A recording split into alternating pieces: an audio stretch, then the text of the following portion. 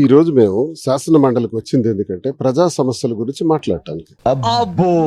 సమావేశంలో సమయం ఇవ్వకుండా డిఎస్సి మీద మాట్లాడదాం, డిఎస్సి మీద జరిగిన అవకతవకల గురించి మాట్లాడదాం అంటే అంతా బాగానే ఉంది. వెంటనే లేచి అచ్చెన్నాయుడు సత్యబాబు గారికి అసందర్భ ప్రాలాపం చేస్తూ దద్దమ్మ అని అన్నాడు. సరే, అది నిజమే కదా. దద్దమ్మ అనడానికి నీ బ్రతుకెంత, నీ వయసు ఏంటి, నీ శక్తి ఏంటి, నీ స్థాయి ఏంటి?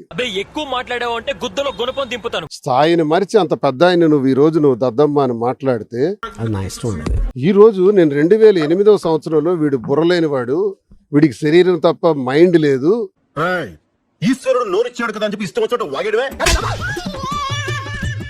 కాబట్టి వీడికి కరెక్ట్ గా ఆంబోత్ అనొచ్చు, దున్నపోతు అనొచ్చు అని 2008లో నేను పేరు పెట్టాను శ్రీకాకుళంలో.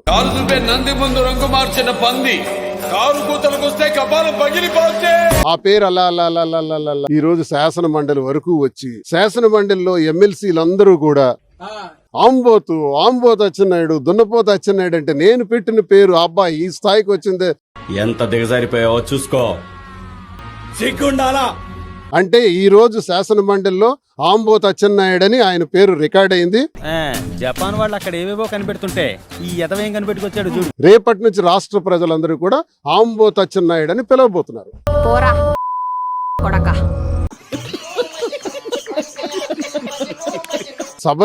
సభలో వ్యవసాయ శాఖ మంత్రిగా నువ్వు ఫెయిల్ అయినావు టోటల్. ఆ మాట నువ్వు చెప్పకూడదు. ఎందుకు చెప్తున్నా? ఆ మాట నువ్వు చెప్పకూడదు. ఎరువులు లేవు, విత్తనాలు లేవు, పురుగు మందులు లేవు, యూరియా సక్రమంగా ఎకరాకి ఇవ్వాల్సిన 3 బస్తాలు మీరు ఇవ్వట్లేదు, డిఏపి లేదు. ఈ పరిస్థితులన్నీ నువ్వు మాట్లాడలేవు. ఈ పరిస్థితులన్నీ చక్కదిద్దలేని దద్దమ్మ నువ్వు. నువ్వేదైనా లోకేష్ కి దద్దమ్మ అని నువ్వు తిట్టాలనుకుంటే తిట్టుకో.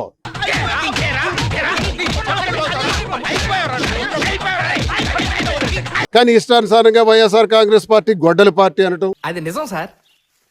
ఒక్క కూడా రాలేదు కదా, కనపడుతుంది కదా నువ్వు చెప్పేది. మా ప్రతిపక్ష నాయకుడైనటువంటి సత్యబాబు గారికి నువ్వు ఇష్టానుసారంగా మాట్లాడితే మేము ఇక్కడే ఊరుకోం, నీ అంత తేలుస్తాం.